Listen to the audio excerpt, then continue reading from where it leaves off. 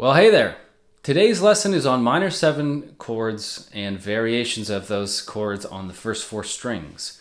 I'm looking at strings 1 through 4, and I'm starting with the root position E minor 7 voicing and going through the 3 inversions that you can make from that voicing. Then I go into great detail showing a lot of the different variations that I like to use surrounding each of these voicings. This is the second installment in a series that I'm doing called Exploring Chords. So if you haven't checked out the first one, I covered the same string set but doing major 7 chord voicings. In this video I cover a lot more variations because I tend to use an awful lot of variations on the minor chords. There's a lot of tasty ways you can voice these chords and using the notes in the scale surrounding the chord. So a note about the voicings I chose to use for this video. I chose to use a Dorian scale as the basis for what I'm doing with these chord variations. And that is because I tend to use voicings out of the Dorian scale much more often than the natural minor scale. Of course, you can apply these to the natural minor scale. The only difference between a natural minor and a Dorian scale is the sixth. The sixth in a Dorian scale is natural, the sixth in a natural minor is flat. So you could adjust any of these voicings to fit into a natural minor scale by just anywhere that a natural 6 is occurring, lowering it to a flat 6. I like the sound of the natural 6 a lot better, and I find a lot more ways to use it in my playing, so that's why I went with the Dorian scale for this video. That is all for the preamble. I'm going to jump to the close-up guitar view and jump into these voicings. There's a lot of them today, so strap in. It's kind of a long lesson. I'm going to begin with the E minor 7 chord in root position and then followed by the 3 different inversions that we can make from this chord. So root position is stacked 1, 5, flat 7, flat 3rd. And I've got, you can either bar to get these two, that you're at the first string and second string at the 3rd fret. So I most of the time play the chord like this, but you can also play it like that with 4 fingers. So moving up to the next inversion, my flat 3 is going to move up to the 5. I've got my root note here on the 2nd string, flat 7 on the 3rd string, and flat 3 on the 4th string. So this creates a shape where I'm barring at the 5th fret, and then I've got my 3rd finger on the 3rd string 7th fret, and my pinky at the 1st string 7th fret. This is first inversion because our flat 3 is on the bottom. Second inversion, our 5 is on bottom. If I go from the top note, B, 7th fret, 1st string, up to D, then my shape looks like this. It's the shape of a A minor triad.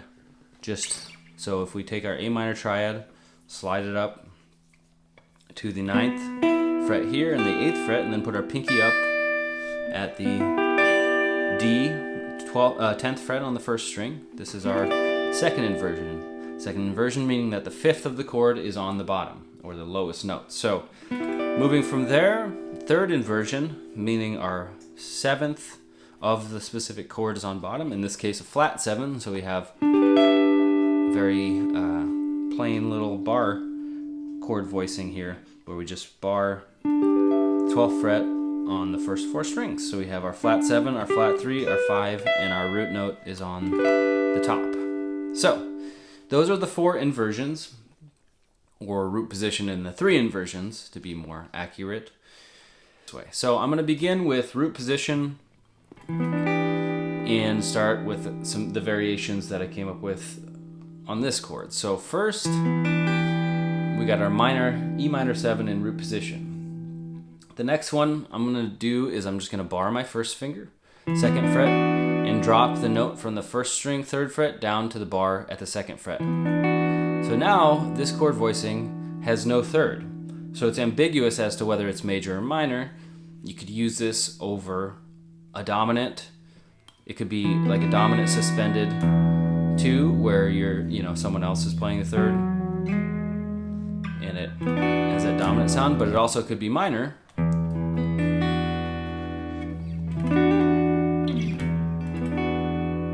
So it's a E9 with no third, is the way I think about this. So I've got 1, 5, flat 7, 9. Then, from here, I'm going to drop my second finger and let my first finger bar that. So this is a really pretty chord that showed up in the major 7 voicings too, because it's another ambiguous chord without the third, but we have the 1, 5, the 6, and the 9. So this is a 6-9. Not major or minor, it's just an E6-9, no third. But to go from our minor 7 to our 9 with no third to our 6-9 with no third, you can hear how once you've established the minor tonality, you can hear the minor when you're playing even a chord that doesn't even have the third. From there, I'm just going to leave everything except raise the first string back up to the 3rd fret. And this is a very cool minor 6 voicing. From there, I'm going to do an E7 sus4. Again, no third. We're suspending the 3rd up to the 4th of the scale. So from our root position voicing, if I just raise this note, 3rd fret on the 1st string up to the 5th fret, which gives me that suspended 4th sound. And again, just like the other ones I was talking about, because it has no third, this is ambiguous. You can play this over a minor chord or dominant chord. From there, I'm going to just lower the 7th. I'm going to leave all my fingers in the same place except for this one. I'm going to take off my second finger off the 2nd string and use my first finger to bar that note. So now I have 1, 5, 6, and then the 4th up top. Now 4 is also the same as 11, 6 is the same as 13, so when you're naming chords, there's multiple ways you can call the chords, but I call this an E6 with a suspended 4th, or an 11. The next one is what I think of as an open sounding chord. This is not to be confused with an actual open chord, like anything that I consider an open chord to be something that uses the open strings. So any of these voicings are open chords. This I would describe it as having an open sound, not open strings. Because it's ambiguous, it's just like this one we did, except I'm doubling the root. I've got an octave here. And that voicing to me sounds very open and kind of dark, but it's also a cool voicing if you want to use a voicing to plane around, meaning planing is when you're just taking a certain chord and you're just transposing it, moving it to different places. And planing with this voicing sounds really cool to me, especially I like to use this type of thing in a solo if I'm building energy and I want to go into a chordal thing and I want to create some really nasty sounding tension. Do something like hit the E chord and then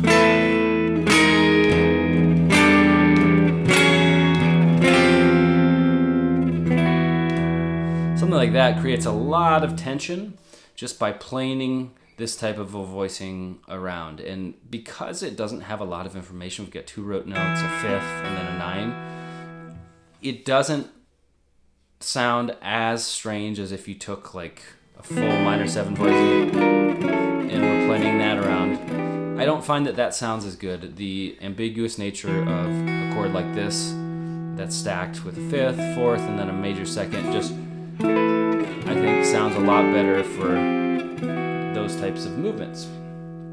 The next one that I'm going to show you is very similar, except for this one I'm barring. I've still got that octave here, but I lowered my 5th down to the 4. I've got my 9 up top. So here's some examples if I use that.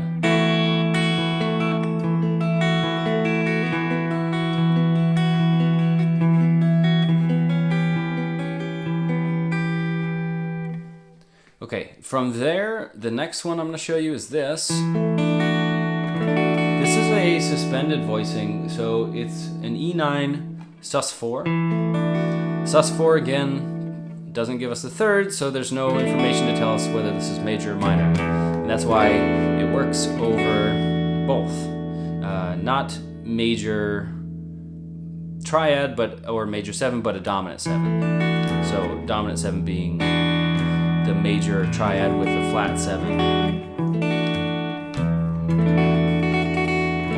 So from our root position voicing to our E9 sus4 is a really pretty sound.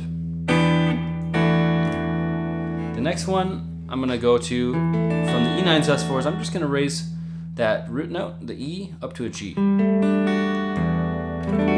This is a beautiful voicing. I love this voicing. So I've got a G, A, D, and F sharp. So this is like a G major 9 over E, or 9 sus2, I guess, or wait, oh yeah, major 7 sus2 over E, or just some type of E minor chord. I think of it as the flat third, the fourth, the flat 7, and the 9. So it's a beautiful, again, open sounding minor chord. From there, my last two voicings here are the same voicing, just in two different spots. So if I have from here, from the root position voicing we started with, if I go up to my fourth and then I stack fourths, this is a fourth, this is a fourth, this is a fourth. This is called a chordal voicing. So to analyze the intervals here, I've got on bottom, this is the second, this is F sharp, so it's the 2 of the scale. This is the 5, this is the root, this is the 4, or the 11. And if I move that down a whole step, I've got root, 4, flat 7, flat 3. So this is just a minor 7 with the 5th lowered down to the 4th.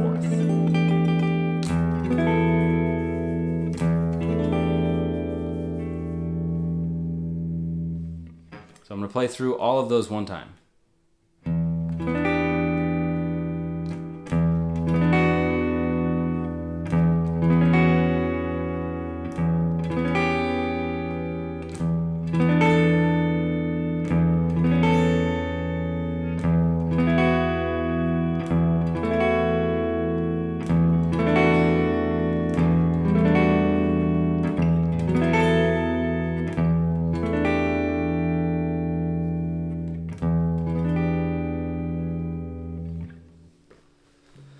Moving on, this is first inversion. First inversion means the third of the chord is on bottom. So this is flat 3, flat 7, 1, 5. Our E root note is on the second string there, 5th fret. So from here, the first variation I want to do is an E minor 11. So I'm just lowering the 5th, B to the 4th, A, 5th fret at the first string, and in here I'm just barring again at 5th fret, and then my third finger's playing 3rd string, 7th fret, and I've got flat 3, 7, flat 7, root, and then the 11 on top, or the 4, same thing. Next variation I want to do is beautiful little minor 6 voicing. So we got a flat 3, 6, root, and 5. And you may recognize this voicing as the exact same voicing as a couple of different chords. This could be an A9. It could also be an inversion of a C sharp half diminished. If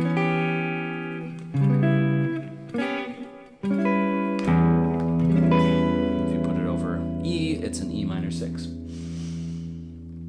So from the beginning, E minor 7, E minor 11, E minor 6. I think of this as an E minor 13. It's just an A7 over E, but I can use this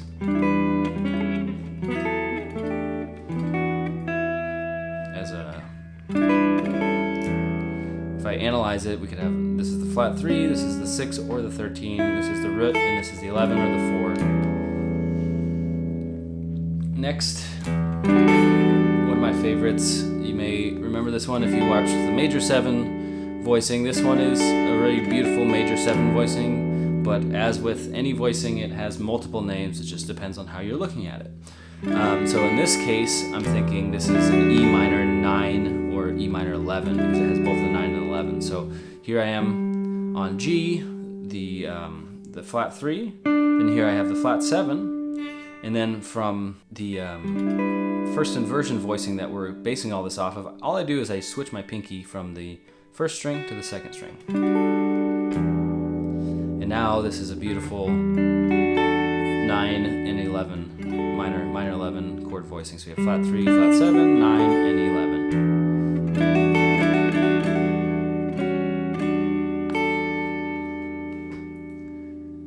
From there, we got a minor 6/9. This is the same finger arrangement, or these 3 fingers at least, from like our dominant sharp 9 chord. But if you take that like E7 sharp 9 and move it down a half step, ooh, that's a minor 6. Minor 6/9, and I'm putting the 5th on top. So this is the flat 3, the 6, the 9, and the 5th. It's a minor 6/9 voicing. And then here is an E7 sus4, so another ambiguous one with no third. What I'm doing is raising the 3rd, the G, up to an A on the 4th string, 7th fret. Beautiful open suspended sound. Then next I'm going to move, this one is a little bit of a stretch, but I really love this chord and I find myself playing it a lot. So I'm going to move this note up a whole step to the 9th fret. And this is a E13 sus4. So we've got a 4 on bottom, root, 4, flat 7, root, and then the 13 or the 6 way up on top. Very beautiful sounding chord. From there I'm gonna drop my 4 on bottom back to the flat 3rd. So it's no longer suspended, but it's still a 13 chord. So this is a minor 13 with that 6 or 13 note very obvious there on top for some beautiful tension. I love the tension between those 2 notes. And then we got a major 2nd here, and then those intervals just all tickle my ear fancy. We got an E minor 6/9 with an 11. Same thing we did before. This kind of dominant sharp 9 type or 13 shape here. Over E with the A on top. This comes in E minor 6/9 with an 11.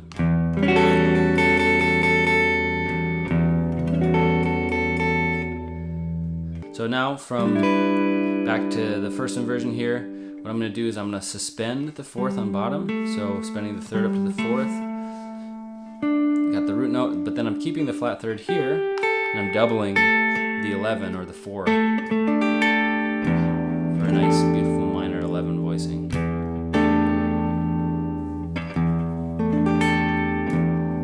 And then finally, another E7 sus4 with a doubled 4th again. I love this voicing because it's a 4th and then a major 2nd and then another 4th, so it's a very cool stacked sound. And this is another one of those voicings that works really well for planing. And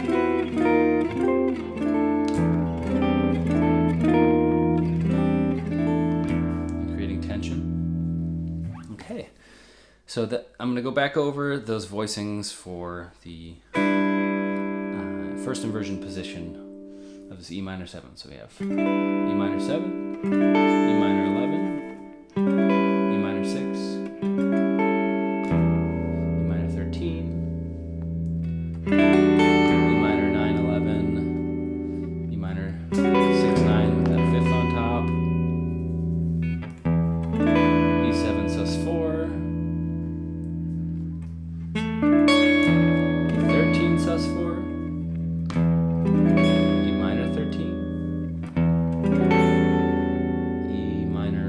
11 with the 6-9 there. E minor 11, E7 sus4.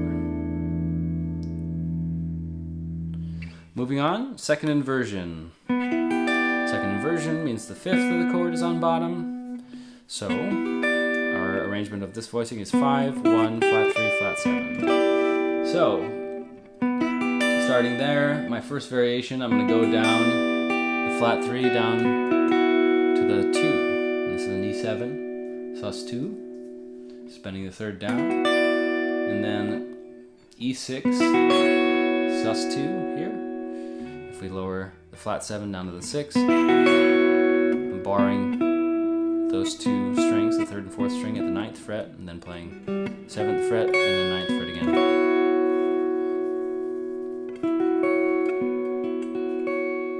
Next one I'm going to do, this is a familiar voicing from the last one where we were down here. We used this version of it up here. We can use this same voicing here. We have 5 root or 1, the 2 and the 5 the octave, 5 on both on bottom on top, and the 9 or the 2, so this is like E sus2. Then we have this voicing, another one that we did earlier down here, but in this case we have 5, 1, 4, flat 7, or 11, flat 7. So this could be an E7 sus4, and then this is a cool one. I like this one a lot. This is an E minor 6. We have the same, basically the same exact voicing as we started with, except the pinky goes from D down to the 6, C sharp. And this is one that I use a lot when I'm playing in like a funk setting, which happens quite a bit.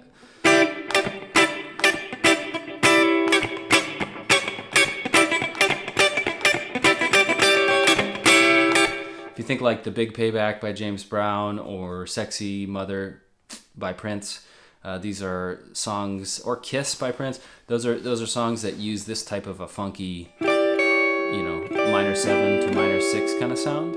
Also in all sorts of African music, Afrobeat and different styles, they use that all the time.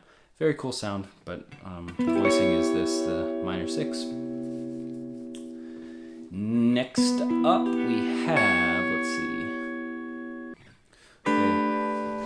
So from the minor 7 back to the second inversion minor 7, I'm going to lower these 3 notes, everything except the 2nd string. I'm going to keep that same, but switch my finger and then bar on the 7th fret to create an E minor 11 with the 4 or the 11 on the bottom. Then we have flat 7, flat 3, and 5. So it's a minor 11 chord. The next one I'm going to do is a sus4, E7 sus4. Another one with an octave, the 5th on bottom and on top, and then the root and 4. Again, you might have guessed it, this is a very open sounding voicing.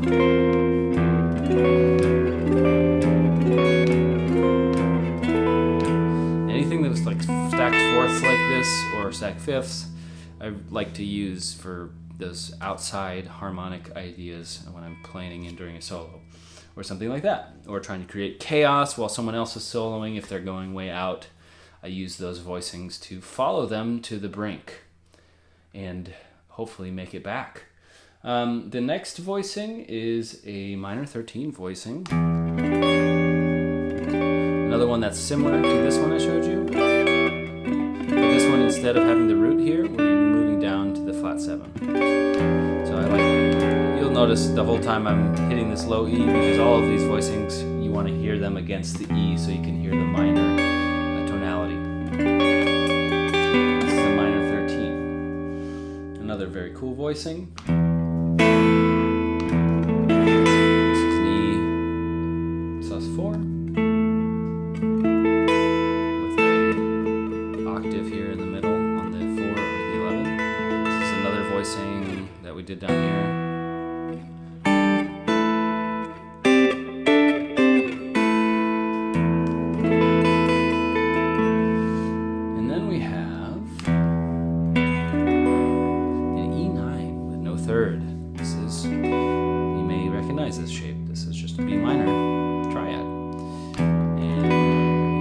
right if you were thinking that. And B minor over E makes an E9 with no third.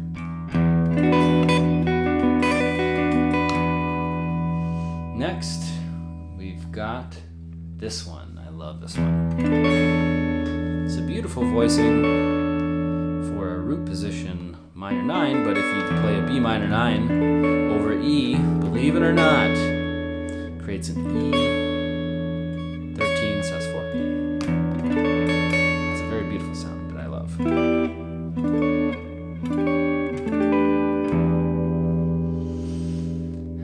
So that's all for the second inversion. Now I'm just going to go back through them one time.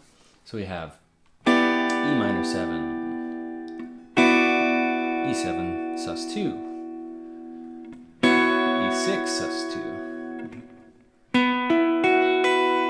E sus2,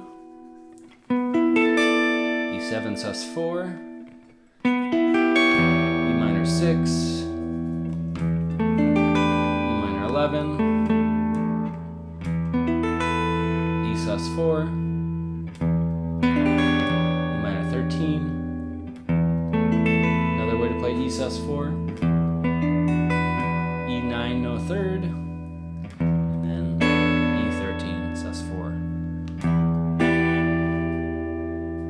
Back to second inversion, E minor 7. Okay, so next inversion is the final inversion, third inversion. And third inversion means that the seventh of the chord is on bottom.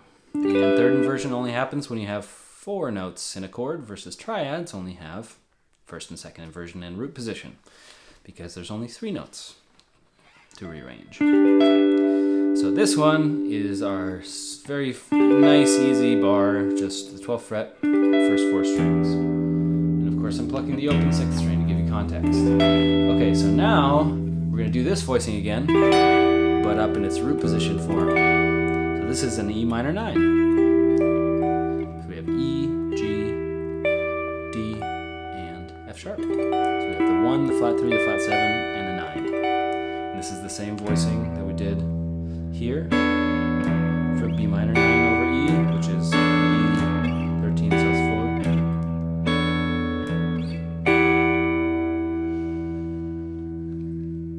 The next one I'm going to do is E minor 6 9. So what I've done is just lowered this flat 7 down to the 6. And I've got a nice minor 6 9 with that 9 on top. Nice chord. This one is a little bit weird, but I actually really like it. This octave of the third gives it a bit of a strange sound, but I find myself using this when I'm chord soloing.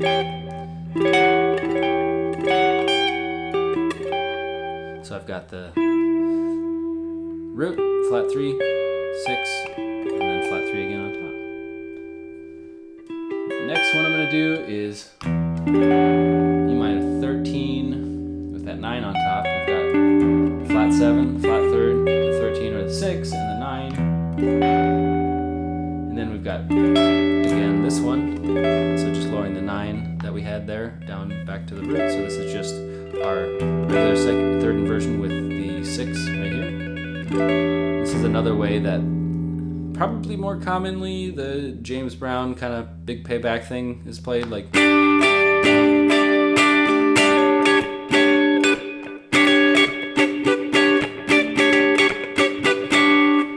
hear that all over the place, but this is another place you can play in addition to where we did it earlier, this part or this way.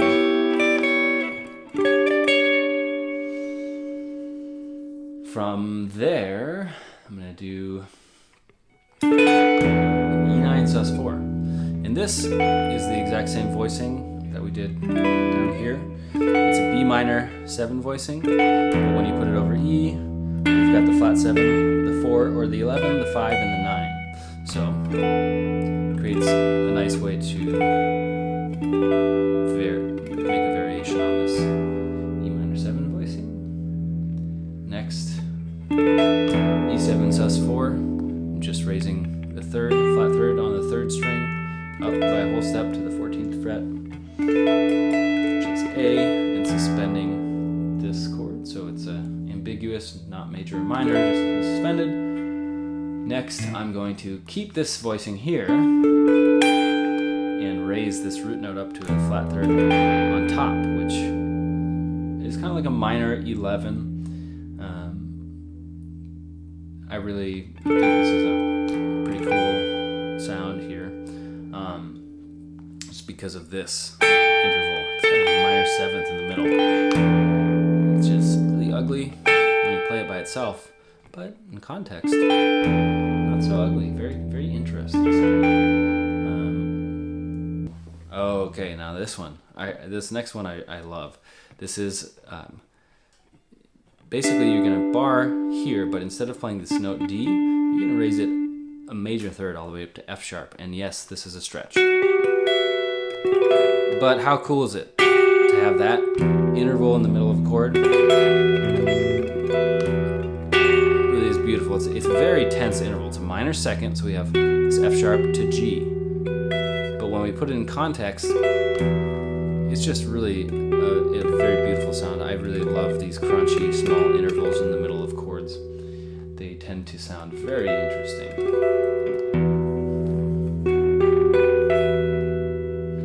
The next one, I'm going to go off of that, is I'm just going to raise the third to the 4 or the 11. This is like a sus 4, 9 sus 4.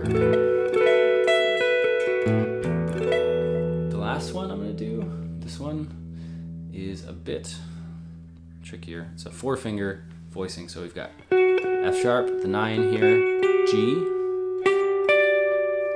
D, and F sharp again. So we're stacking that F sharp for a very, very, very 9. Lots of 9 happening there. E minor 9.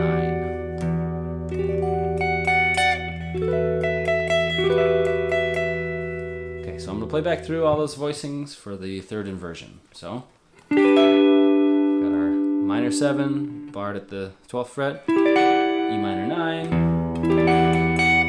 minor 6, 9, minor 6 with that double flat third, minor 13 with a 9 on top, minor 13 with the root on top, E9 sus 4, which is the same as B minor 7 over E, E7 sus 4,